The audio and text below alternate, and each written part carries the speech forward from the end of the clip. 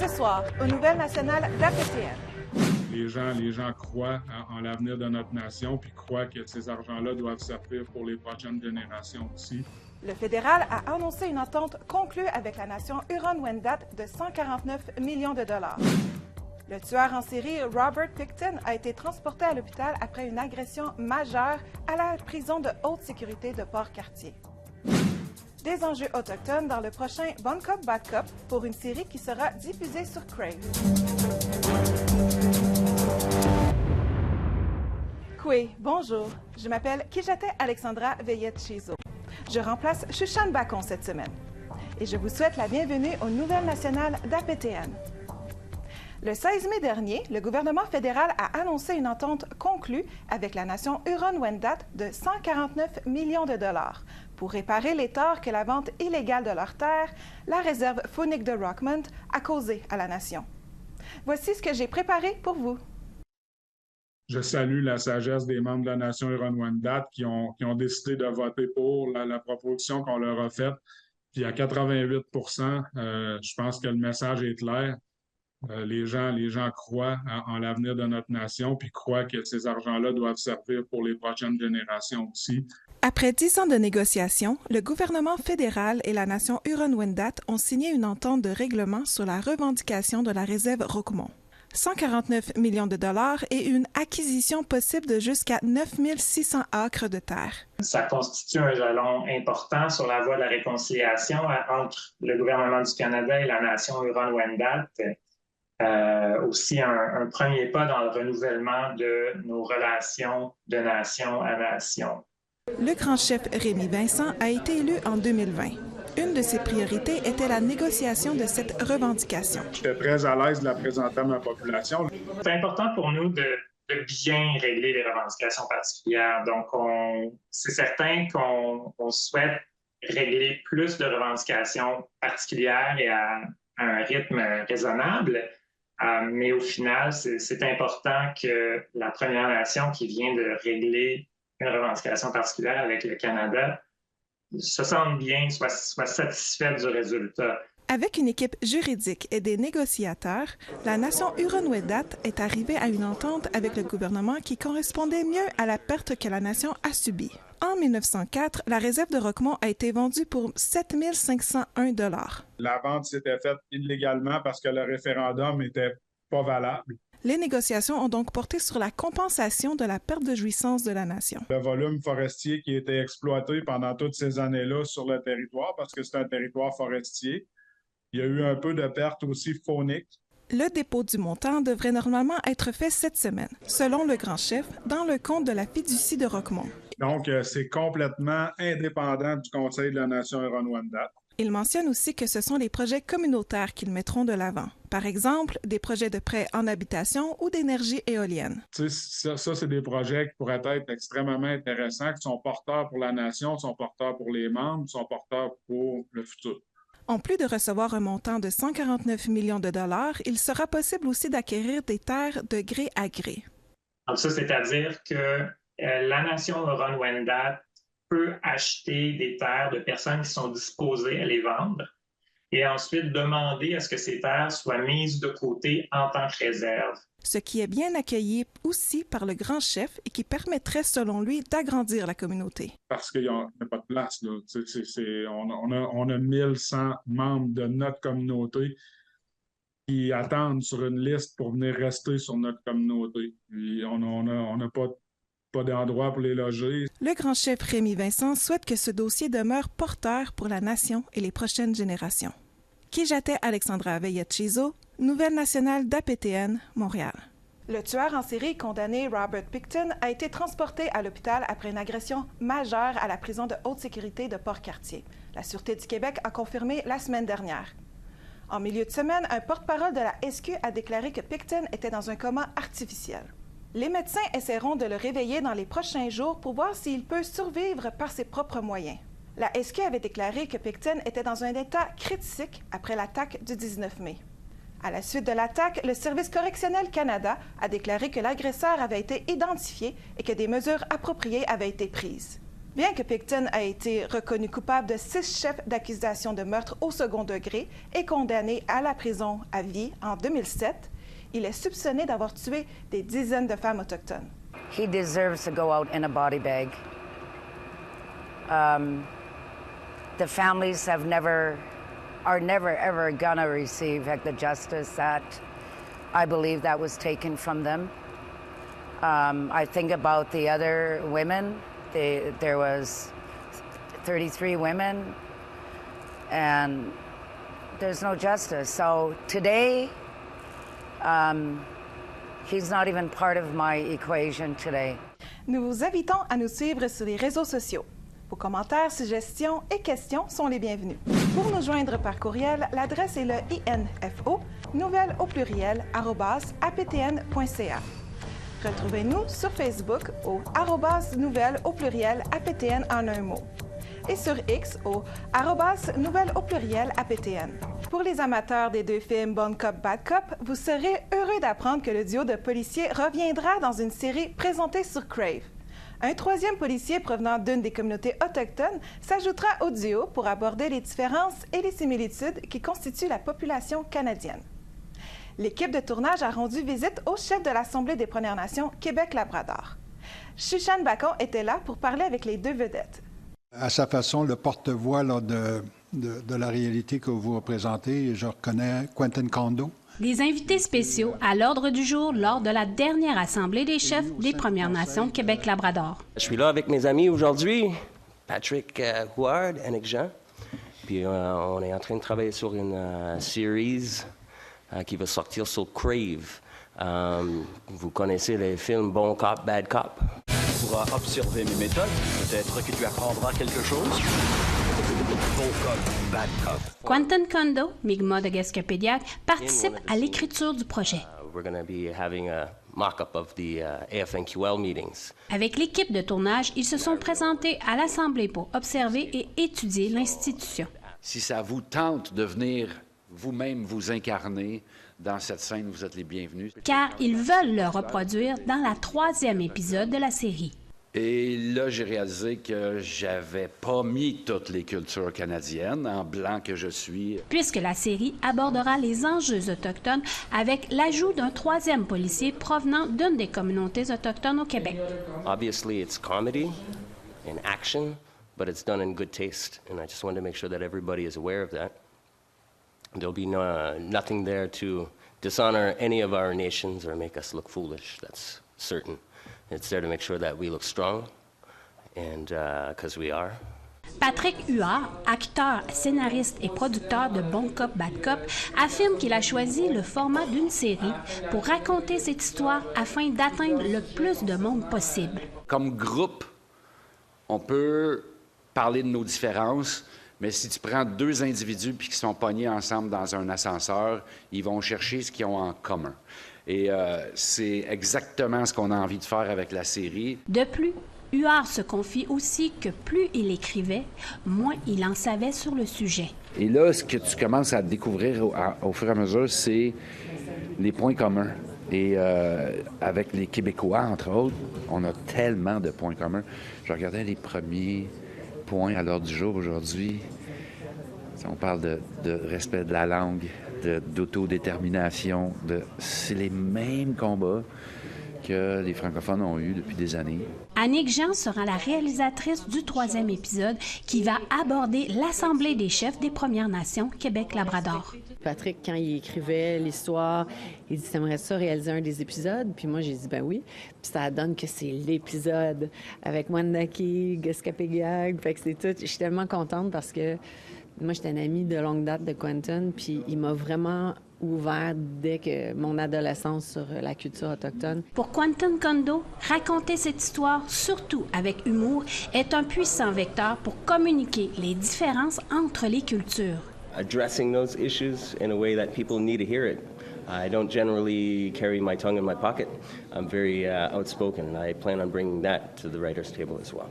Mon but, c'est qu'on ait beaucoup de fun, tout le monde ensemble. Shushan Bacon, Nouvelle nationale d'APTN, Québec. Après la pause, le corps du jeune garçon de 3 ans, Louis Wischi, a été retrouvé sur les rives de la communauté Cri de Waskaganish. Restez là. And today, we would like to announce that the search and recovery team called and confirmed today at 3:15 p.m. that they have found the body of Louis Wischi on the shores north of the camp, approximately 10.5 kilometers away from the camp.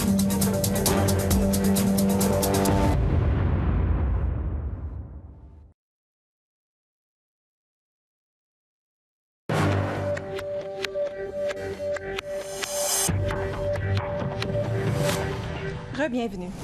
Après 3 semaines de recherche intensive, le corps du jeune garçon de 3 ans, Louis Wischi, a été retrouvé sur les rives de la communauté Cri de Waskaganish.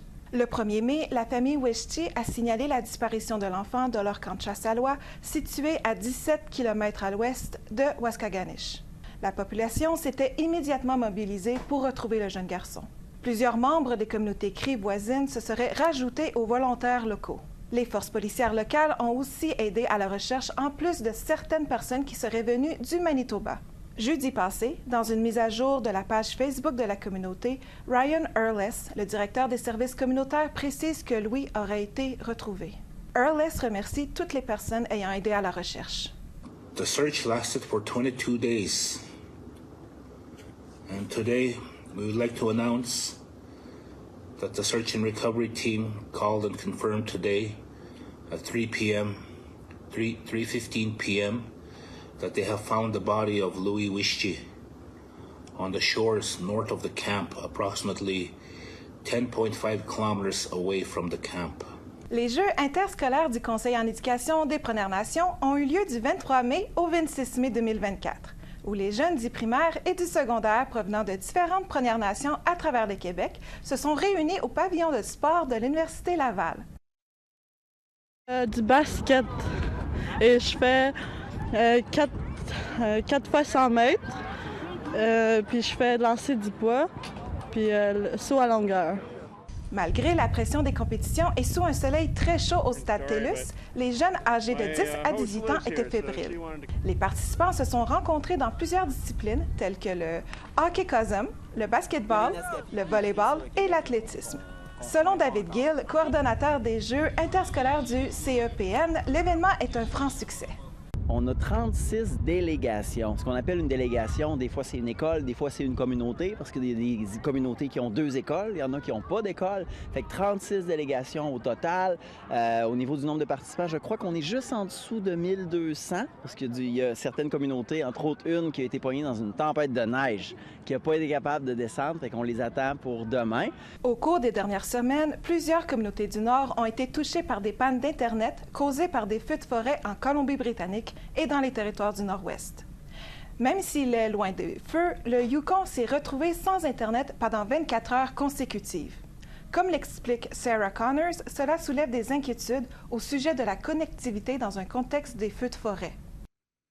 Les feux de forêt qui sévissent près des communautés de Fort Nelson en Colombie-Britannique et de Fort Laird dans les territoires du Nord-Ouest ont suscité des inquiétudes et de l'anxiété pour plusieurs.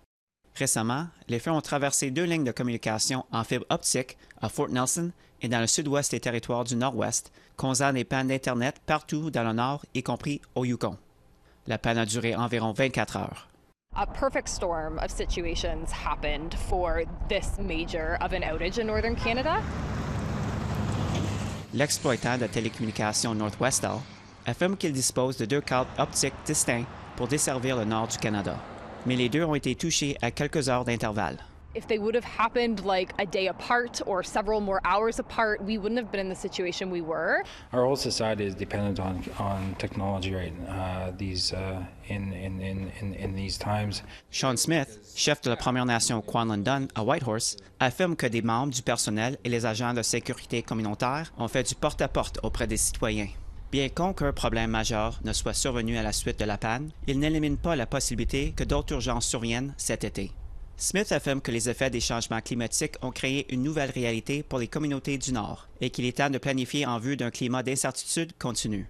How we prepare and respond and adapt to these changing times, because we will see further changes and we will see further emergencies affecting people. Au début du mois, Le gouvernement fédéral a prévenu que les températures élevées et les conditions de sécheresse entraîneront probablement une saison de feux de forêt intense et précoce. Northwestel affirme qu'une autre panne de ce genre est peu probable. Mais le Centre de coordination d'urgence du gouvernement de Yukon demande aux Yukonais de se préparer au cas où une autre panne ou urgence surviendrait à l'avenir. Un reportage de Sarah Connors, Nouvelle nationale d'APTN, Whitehorse, Yukon. Au retour, les codes de communication chez les Autochtones avec Mona Bello. Soyez là. Chez les Autochtones, le non-verbal, le corps, c'est vraiment un outil de communication. Puis, des fois, ça peut être vraiment mal interprété par les Allochtones. Comme, par exemple, nous, chez les Inuits, on va dire, pour dire oui, on va lever les sourcils. Pour dire non, on va froncer le nez.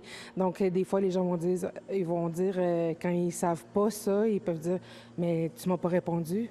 Mais oui, je t'ai répondu, je t'ai dit non avec le nez.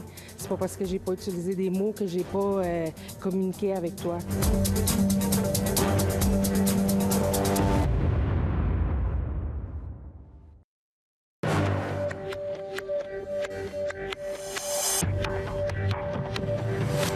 Re-bienvenue. En entrevue cette semaine, Shushan Bacon s'entretient avec Mona Bello, directrice principale du soutien aux communications et à la sécurisation culturelle autochtone chez Groupe BC2. Cette Inuk aborde les codes de communication chez les Autochtones. La voici. Oui, Mona, bienvenue à Nouvelle nationale d'APTN. Merci, merci. Mona, je t'ai invitée pour parler de communication avec les Autochtones. Souvent, le lien de confiance se brise parce que les non-autochtones ont de la difficulté à interpréter le non-verbal chez les Autochtones. Est-ce que tu peux m'en parler? Oui, le style communicationnel entre les Autochtones et les Allochtones est vraiment très différent. C'est vraiment, on peut considérer que c'est deux mondes complètement diamétralement opposés.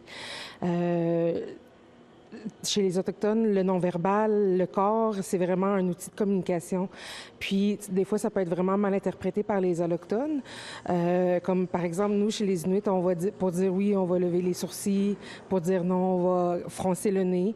Donc, des fois, les gens vont dire, quand ils savent pas ça, ils peuvent dire « Mais tu m'as pas répondu ».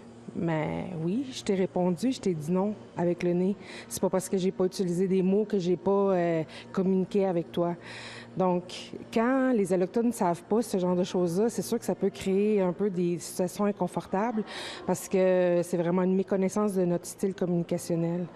Chez les Inuits, on cherche jamais à s'imposer aux autres. Donc, c'est une société très, très, très égalitaire. Donc, on va jamais donner une poignée de main qui est très, très, très forte. C'est un peu vu comme un signe de domination envers l'autre. C'est comme si tu essaies de dominer, d'être la personne qui va serrer la main le plus fort. Donc, nous, on est toujours dans la gentillesse, dans l'humilité, dans l'accueil de l'autre. Puis, on va donner des poignées de main vraiment très douces. Puis c'est vraiment pour montrer qu'on ne cherche pas à s'imposer à l'autre personne ou à dominer l'autre personne, mais qu'on veut vraiment avoir des relations qui soient pacifistes avec l'autre personne. En Inuktitut, il n'y a pas de mot pour dire « s'il vous plaît ». Donc, ça aussi, si les gens parlent anglais ou français puis disent « Ah, donne-moi le verre qui est sur la table », ça peut être vu comme étant impoli en français ou en anglais, parce que nous, on n'a juste pas le s'il vous plaît ». La raison que moi, je comprends pourquoi il n'y a pas de s'il vous plaît dans nos langues, c'est que quand on pose une question ou quand on fait une demande à une personne, c'est comme si la question elle est déjà légitime. On n'a pas besoin de mettre une petite couche de sucre sur le dessus. Donc, la personne va dire « Oui, voici ». C'est pas quelque chose qui est considéré impoli du tout. C'est quelque chose qui est juste normal. Donc, tu sais, d'arriver dans un contexte de deuxième langue puis d'essayer d'intégrer justement la notion du « s'il vous plaît »,« merci ». Les systèmes de politesse sont vraiment très différents. Donc, d'aller intégrer ça en deuxième langue, des fois, ça peut être complexe, ça peut être choquant. Une des valeurs qui est très importante aussi chez les Autochtones en général, c'est le respect puis de jamais faire perdre la face à l'autre personne. Donc, des fois, on va préférer se taire puis ne pas dire à l'autre personne qu'elle a tort ou qu'elle a commis une erreur ou une faute ou qu'elle est en tort. On va préférer juste se taire puis attendre que la personne réalise elle-même son erreur. Donc, nous, dans la manière qu'on a été élevés, on est vraiment dans des sociétés où on a vraiment appris par en regardant. On n'a pas appris dans des livres où tu sais, les codes, ils se transmettaient par l'action, l'observation, c'est ça exactement. Donc, on ne cherche pas à expliquer à l'autre personne. C'est pas des systèmes... tu sais, nos cultures, c'est pas des systèmes où est-ce qu'on va vraiment asseoir un enfant puis on va dire, bon, quand quelqu'un te tient la porte, tu vas dire merci. Tu sais, moi, je suis obligée de l'expliquer à mes enfants aujourd'hui, puis ça me fait un peu bizarre parce que c'est pas quelque chose qui est normal, mais eux, mettons, ils vont rentrer, puis si quelqu'un leur tient la porte, ils vont rentrer, puis ils vont pas dire merci parce que c'est juste normal de tenir la porte pour une personne. Donc, ces codes-là, c'est vraiment important de les comprendre pour les Allochtones, s'ils sont en contact avec des Autochtones, pour voir qu'on n'est pas impoli, ou on n'est pas ingrat, ou on n'est pas... c'est ça... on n'est pas dans l'impolitesse. C'est vraiment pas ça. C'est vraiment juste des manières de voir différentes. Puis, c'est ça, en réunion, si on constate qu'une personne est dans le tort, on va pas le dire devant tout le monde parce qu'on veut pas humilier l'autre personne. On va peut-être plus tard la prendre sur le côté à part, puis dire, tu sais, dans la réunion, moi, j'étais pas d'accord avec les autres, j'étais pas d'accord avec toi pour telle raison. Donc, tu sais, on va jamais faire perdre la face à la personne. La dignité de l'autre est vraiment importante, puis le respect de l'autre est vraiment important. Donc, ça peut être vu comme étant un peu de la passivité, mais c'est pas du tout de la passivité, c'est vraiment juste de se préoccuper de la relation. La relation de confiance, c'est vraiment important. Puis de préserver ça au maximum. Y a-tu des solutions que tu suggérerais aux gens qui nous écoutent puis qui voudraient en apprendre plus? Mais les styles communicationnels, c'est très propre à la culture. Donc, si on veut en apprendre plus sur le style communicationnel d'une autre nation ou d'une autre culture avec laquelle on est en contact, il faut s'informer, il faut poser des questions, il faut vraiment être ouvert à dire j'ai l'impression que tu m'as pas répondu. Est-ce que effectivement tu m'as pas répondu? Puis là, ça ouvre la discussion avec l'autre personne pour dire non, je t'ai répondu, je t'ai juste répondu avec mon nez ou je t'ai répondu avec mon non-verbal. Donc, c'est vraiment d'être curieux, d'accepter qu'on connaît pas tout, qu'on va commettre des erreurs quand on est en communication interculturelle, mais c'est normal parce que c'est pas nos références culturelles à nous. Donc, c'est vraiment d'être ouvert, puis de vouloir apprendre, puis d'être dans l'humilité, de savoir que oui, j'ai peut-être fait des erreurs dans le passé, mais je veux m'améliorer toujours. Est-ce normal, selon toi, que les Autochtones ne veuillent pas nécessairement apprendre ces codes-là de « s'il vous plaît, merci », avec tout ce qui s'est passé dans le passé, avec les pensionnats, avec la loi sur les Indiens? Est-ce que tu penses que ça pourrait être une difficulté pour un Autochtone à vouloir apprendre ces codes-là de communication avec un Allochtone? Bien, évidemment, parce que nous, on essaie de préserver nos cultures, on essaie de préserver nos valeurs, on essaie de préserver notre manière de voir la vie, nos cosmologies. On veut préserver ce qui nous reste, tu sais, dans certains cas. Donc, c'est juste normal que des fois, on n'a pas envie de prendre des codes puis des référents culturels d'une autre culture qui est comme dominante ou colonisatrice pour les intégrer dans la nôtre. C'est comme si on brise un peu nos valeurs, on brise un peu nos cultures, de trop intégrer les styles communicationnels de l'autre culture. Donc, c'est juste normal. Tcheneshkemeden, Monabello. Ah, merci, ça me fait plaisir. C'est ce qui conclut le bulletin de nouvelles nationales d'APTN. Je m'appelle Kijate Alexandra Veillet-Chizo. Merci beaucoup d'avoir été des nôtres. Prenez soin de vous et à la semaine prochaine. Miigwech.